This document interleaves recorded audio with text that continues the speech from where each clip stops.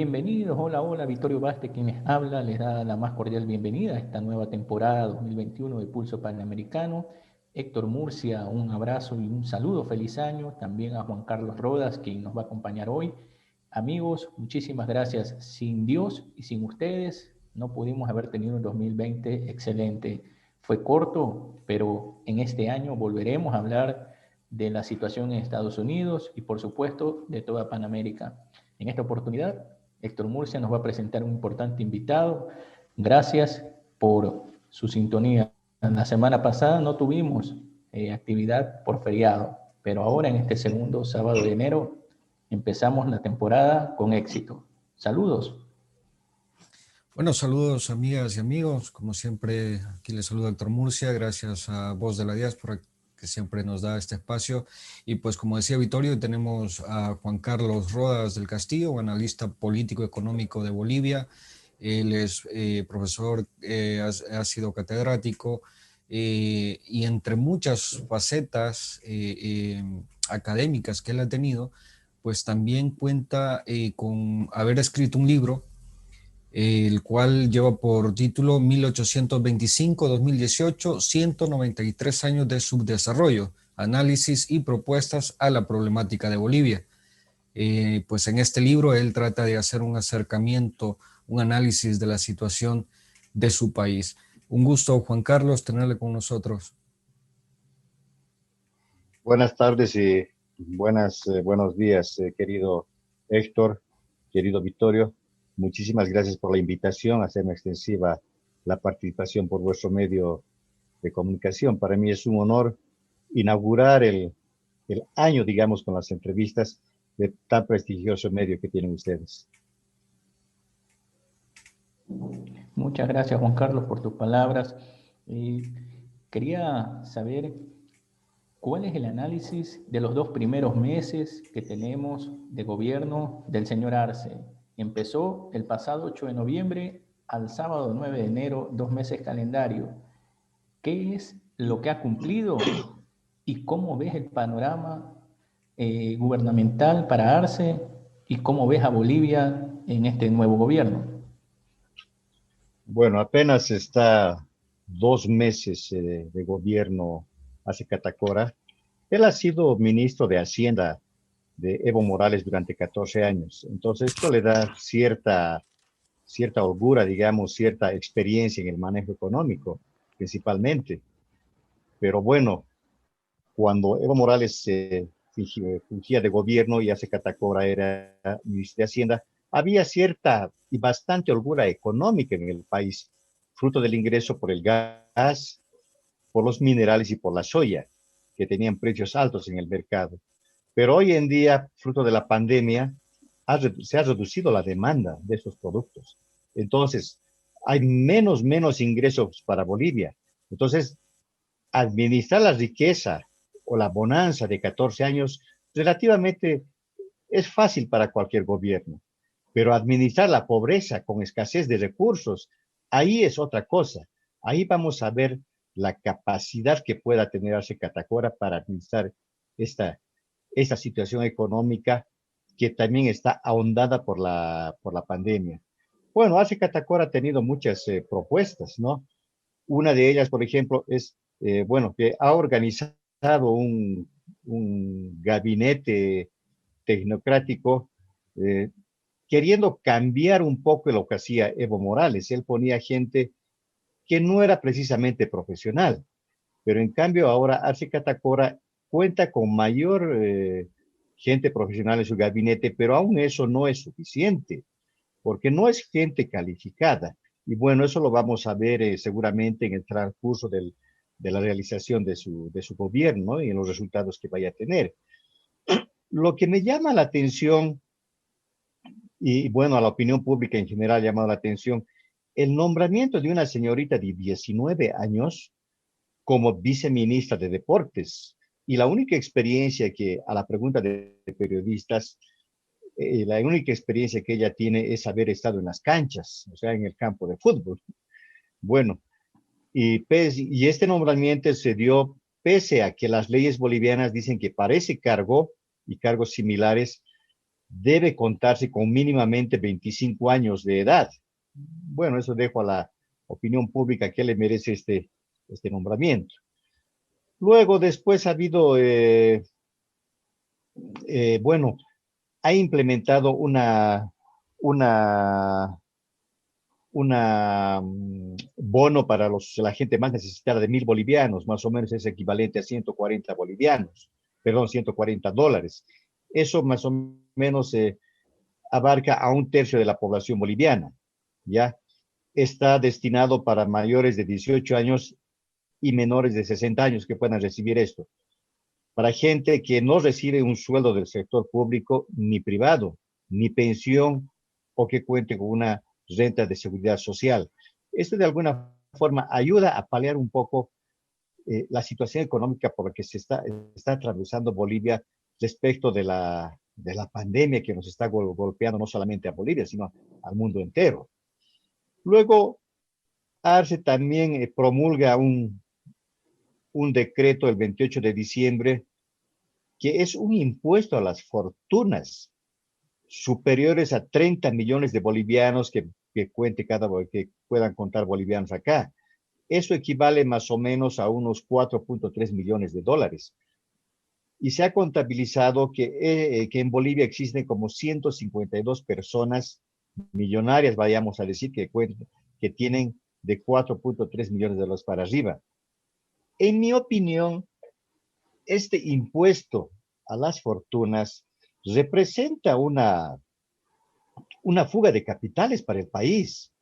Es un desincentivo a la generación de inversión y empleo. A esto, por ejemplo, un congresista brasileño salió a esta posición del gobierno boliviano. ¿Y qué es lo que dijo? Dijo, atención ricos de Bolivia, los aceptamos aquí en Brasil. No tenemos impuesto a las grandes fortunas acá. Eso tuiteó el congresista Kim Kataguiri del Brasil. Permítame hacerle una pregunta respecto a ese punto. Bien se sabe que en Bolivia quizás es uno de los países, no sé si me equivoco, pero Bolivia es uno de los países quizá un poco menos industrializados de Sudamérica. Sí, mira, Sí, este impuesto implicaría un menos desarrollo en la industria, en la inversión en Bolivia. sí, mira, precisamente en mi libro que he escrito, que es yo había cuestionado al gobierno de Evo Morales hace un año atrás, mediante la prensa, pero no he recibido ningún eco del gobierno boliviano. Lo único que he recibido es poco persecución y autocensuramiento, porque hay gente que ha hecho cuestionamientos similares y ha sido encarcelado, perseguido o ha tenido que huir del país. Bueno, a tu pregunta, este impuesto representa pues una fuga de capitales. Bolivia es uno de los países que menos desarrollo industrial y tecnológico tiene. Entonces, si se da el gobierno de imponer impuestos a las riquezas, la gente que posee fuertes capitales va a preferir irse a otros países, como ya ha ocurrido cuando la entrada de Evo Morales. Hay capitales y empresarios que han preferido instalarse en Chile, en Perú, en Brasil y dejar el país, o sea, dejar Bolivia, y representa menos empleo, menos inversión, menos trabajo, menos factorías para Bolivia. Entonces, yo no sé con qué criterio Bolivia el gobierno boliviano puede imponer impuesto a las riquezas. Esto es contraproducente. Eso es ese es un autogol que se está haciendo Bolivia cuando Bolivia necesita mano de obra, necesita trabajo, necesita empleo, necesita inversión y no podemos ahuyentar las inversiones. Hablando de inversiones, los recursos naturales los explota el gobierno boliviano, pero también tiene una contrapartida de otros países, ¿no? Bolivia explota principalmente el gas. Tiene mucho ingreso por el gas. El gobierno de Evo Morales se jactó de que había nacionalizado la explotación de los hidrocarburos del gas. Pero esto no ha sido más que un ordenamiento, porque como tal, el paquete accionario sigue en la mayoría de las empresas transnacionales. Entonces, no ha habido tal nacionalización. Sigue en manos, la parte accionaria mayoritaria en manos extranjeras. Pero ha habido una mala administración respecto a eso. Brasil ha dejado de comprar el gas que antes compraba. Ahora compra muy poco. Fruto de la pandemia, fruto de la pandemia, la demanda del gas ha bajado. Entonces Bolivia recibe menos recursos en dólares. Entonces, Arce Catacora se las va a ver en figurillas para ver de dónde va a sacar fondos. Y uno de los caminos que está optando es precisamente el impuesto a las fortunas, que no, en mi criterio no me parece el más adecuado. Es fácil sacar un decreto e imponer impuestos. Lo que debería buscar es otro camino para que Bolivia pueda tener mayores recursos. Es implementar factorías, apoyar la creación de industrias. Mira, Bolivia tiene un 80% de su mano de obra en el campo informal, porque precisamente no cuenta con industria o es muy escasa, no cuenta con fuentes laborales que es muy escasa en Bolivia. Toda la gente en su desesperación, ¿qué hace? Se dedica al campo informal.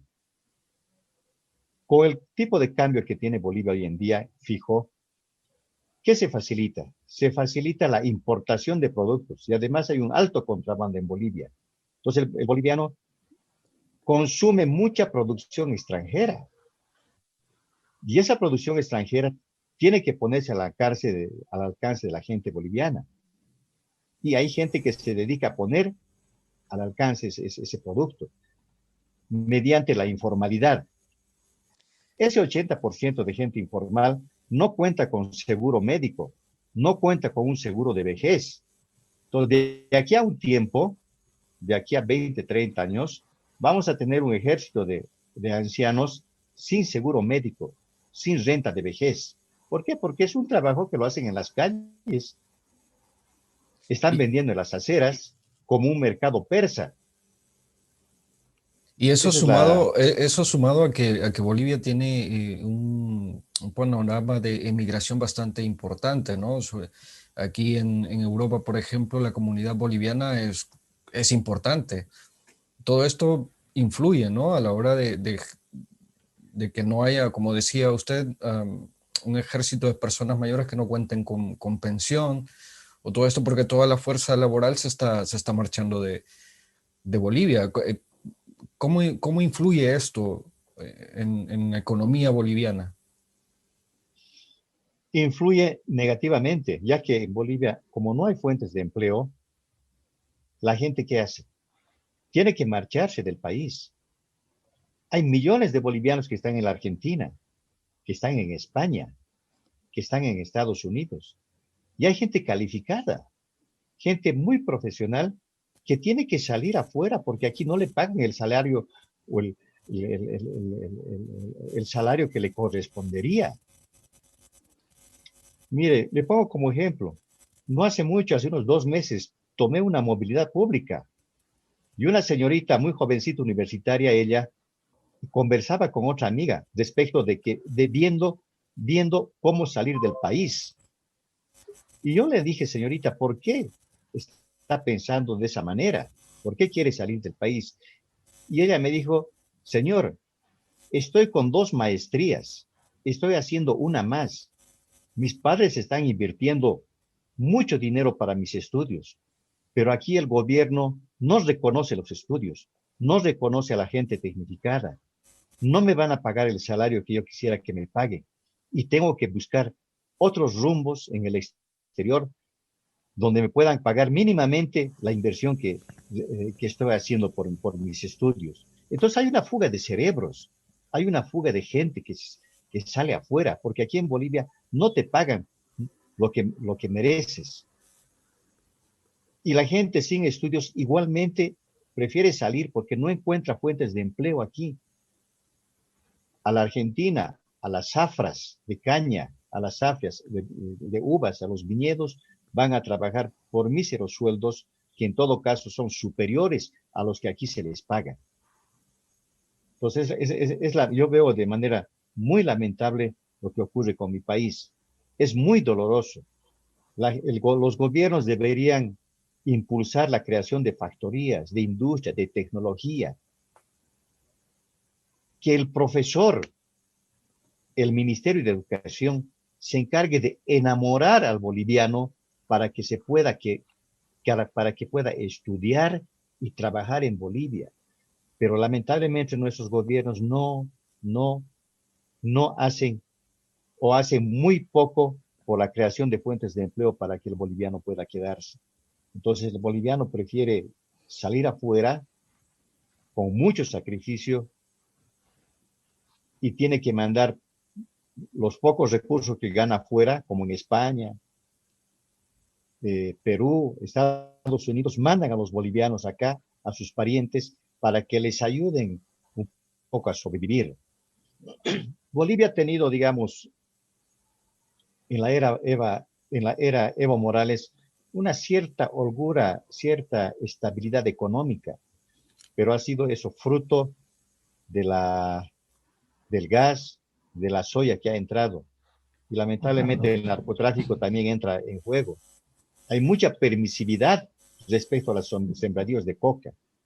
Del 100% de coca que se siembra en Bolivia, más del 50% se dedica a X producción y muy mínimamente se dedica al consumo tradicional que tiene Bolivia.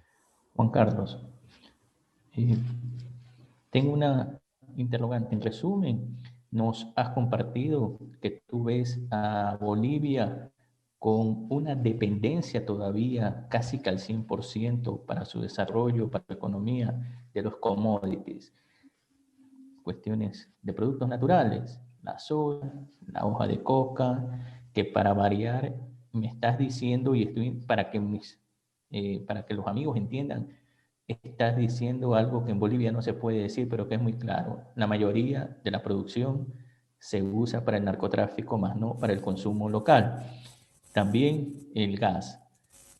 Respecto a cambiar la informalidad y a cambiar la productividad industrial, que según tu análisis está muy lejano de hacerlo arce, ¿cuál es la solución con la víspera que ya estamos al 7 de marzo, el primer domingo de marzo, hay elecciones seccionales para elegir 9 gobernadores departamentales y, si no me equivoco, 338, 337 alcaldes de los municipios en Bolivia? ¿Cuál es tu visión y cómo estaría el electorado teniendo en cuenta el partido de Mesa, el partido más de Morales?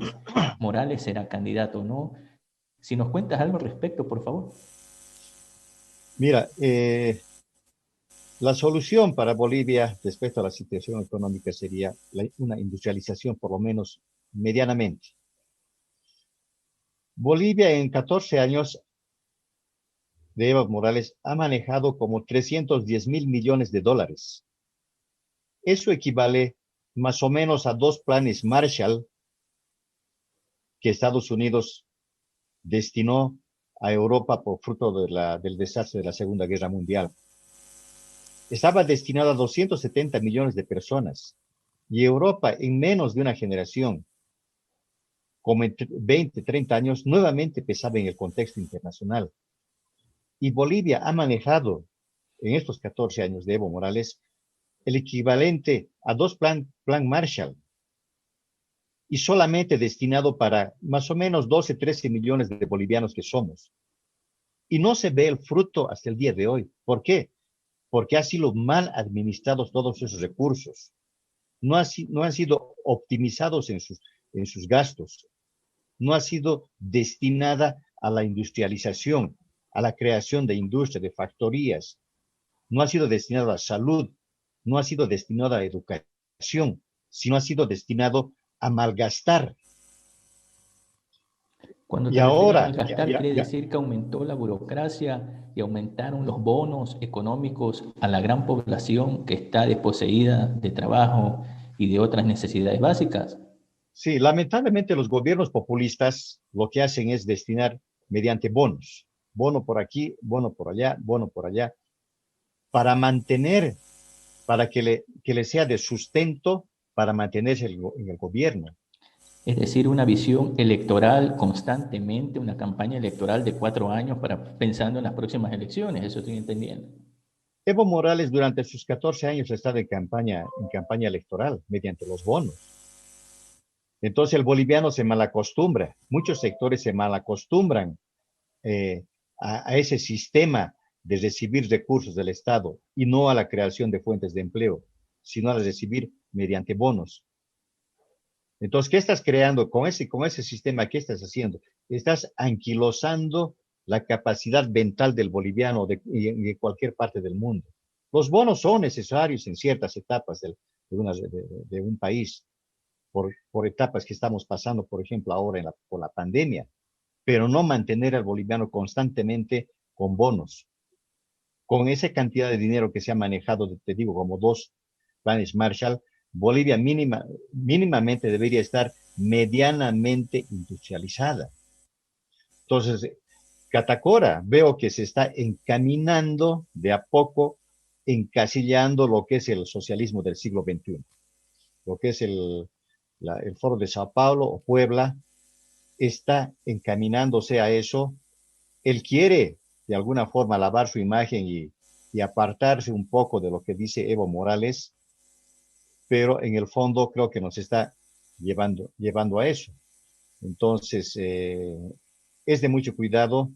Respecto a las elecciones supranacionales, o sea, las gobernaciones y municipios, bueno, lamentablemente la oposición no ha aprendido respecto de las elecciones nacionales que hubo. Para esas elecciones, Carlos Mesa y Camacho eran los que mayor votación tenían después del MAS. Y no pudieron unirse los opositores para hacer un frente común. ¿Por qué? Cada candidato se sentía iluminado como para salvar Bolivia. Y hasta el día final no hubo tal unión. Y eso dispersó el voto y facilitó el triunfo del MAS, de Arce Catacora. Y lamentablemente para las elecciones de gobernación y los municipios se está haciendo lo mismo. No hay unión de la oposición.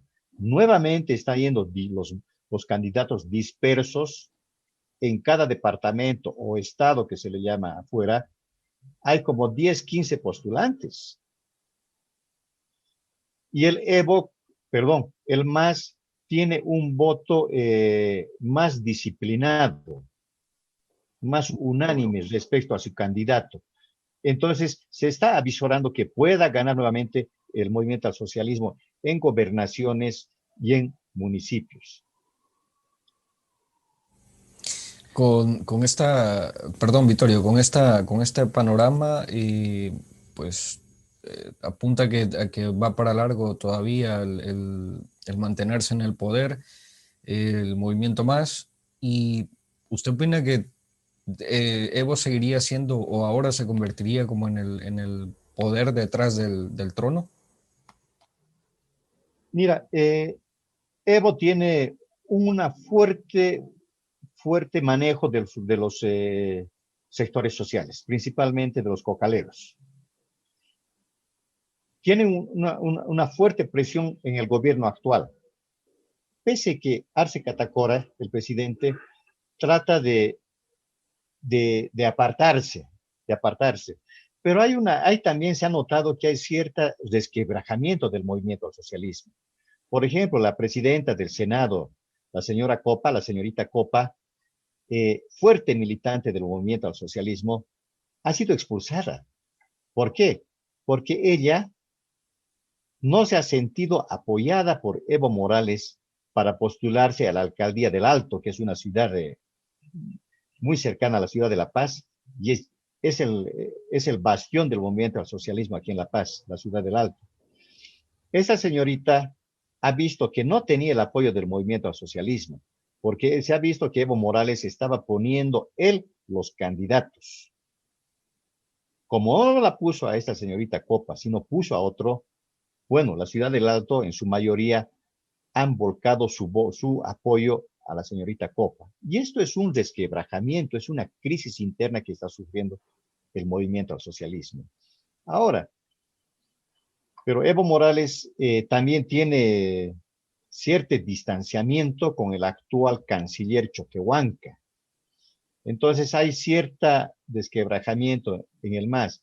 Pero llegado el momento, el movimiento al socialismo sabe aunar los votos, sabe juntar la votación, la prebenda, los bonos, muchos recursos económicos que corre, hacen que la balanza al final yo creo que se va a inclinar por lo que está moviendo Evo Morales. ¿Qué se puede manifestar? No sé si lo puedas comentar. Morales, su fortaleza está tras bastidores, por lo que vemos desde afuera, los que estamos en el exterior, no en Bolivia. Yo veo a un Morales aún con poder, y ese poder, que acá sí se puede decir, es básicamente por un narcotráfico enraizado en el sistema interno del gobierno, donde Morales todavía tiene un gran peso y Arce no se puede desligar. Esa es la verdad. ¿O me equivoco?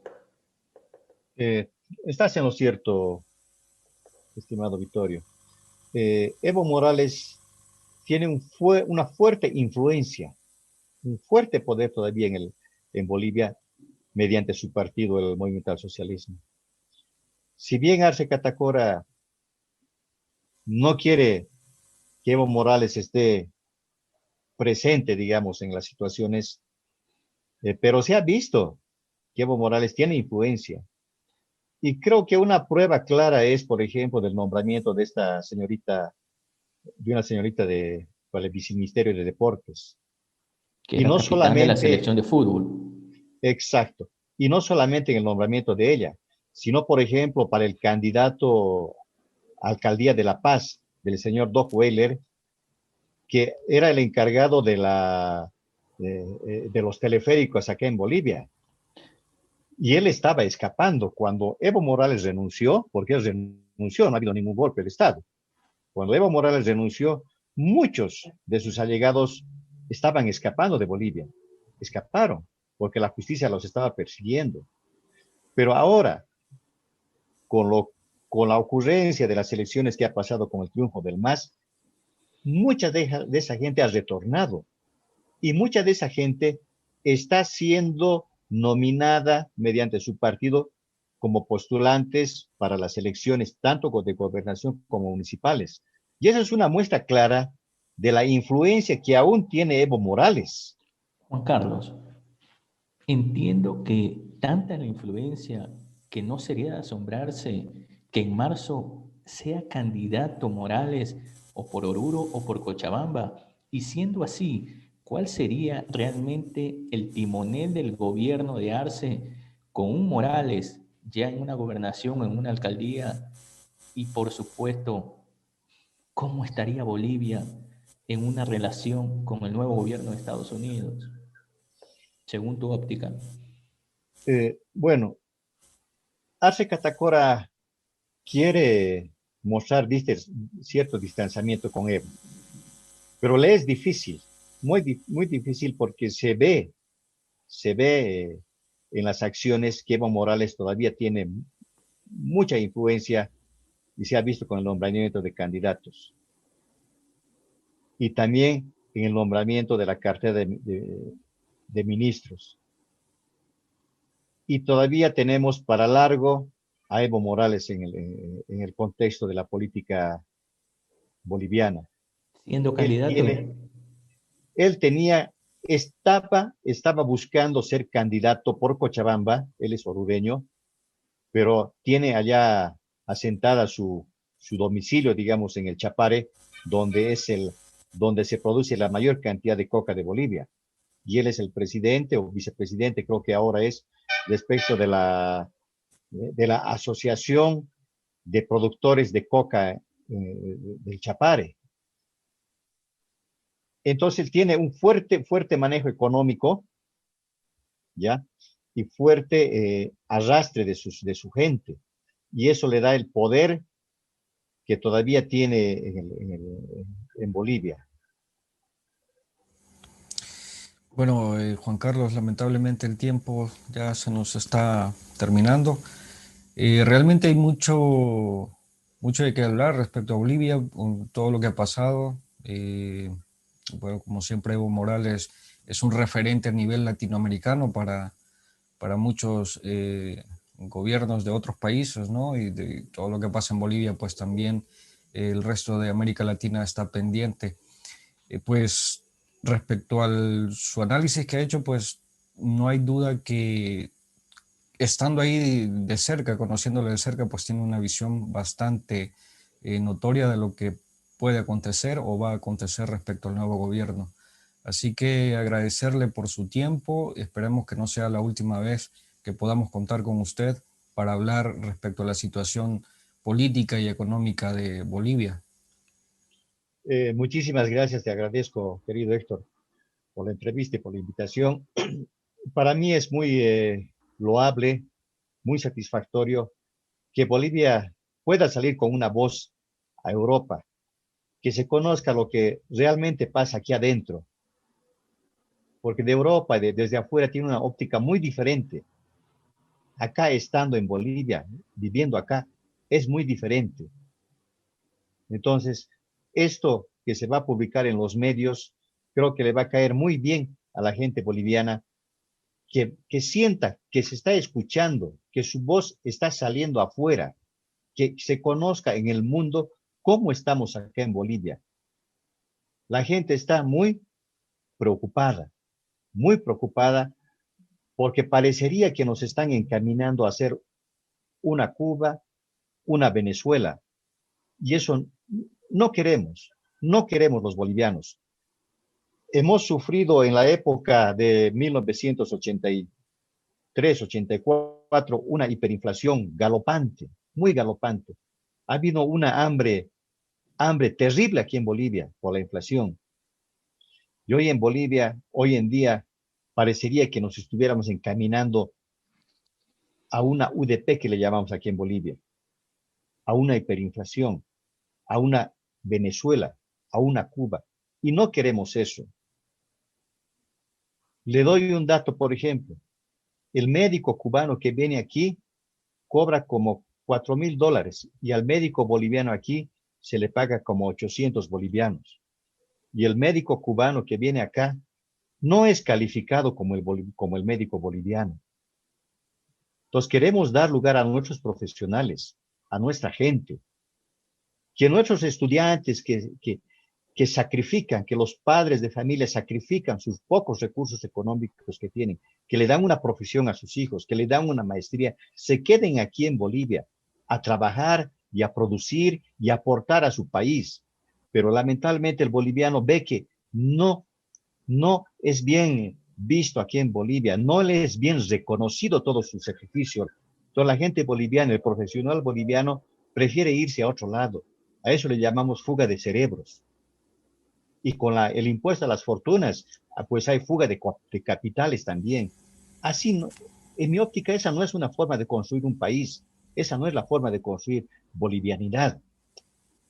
Tenemos que darle condiciones, trabajo, estudio, salud al estudiante. Como en cualquier país del mundo, el mejor elemento, el tesoro de la abuela es la niñez y la juventud. Y lamentablemente aquí en Bolivia el presupuesto para educación y salud está por debajo de muchos otros presupuestos dentro del país. Sin duda, Por ejemplo, Sin duda, perdona, sin duda pues tendremos la oportunidad de hablar quizá un poco más a profundidad. Ya solo me queda un minutito y pues nada, yo quiero agradecerte nuevamente y pues esperamos que en otra ocasión podamos profundizar en el tema.